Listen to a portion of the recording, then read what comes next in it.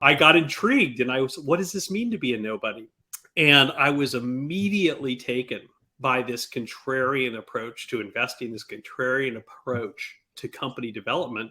You said, hey, there's another person you got to get on the show, Mark McNally, and got Mark on the show, and just immediately hit it off with Mark, and really loved the way that he was turning the whole process of company creation on its head, and how he was challenging the prevailing quote unquote wisdom of Silicon Valley and the venture community, which I put that in air quotes because I'm not sure how wise it's been when your whole strategy is trying to create unicorns.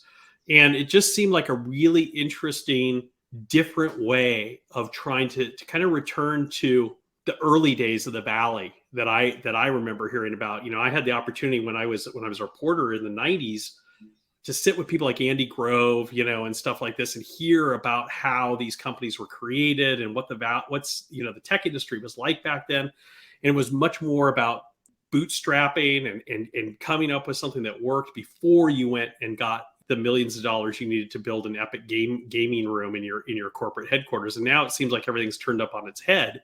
So I love this idea of getting back to that kind of gritty, scrappy spirit. And when you and I had met you and Mark after that for dinner in San Francisco, and you guys invited me to come along for the journey, and I was in.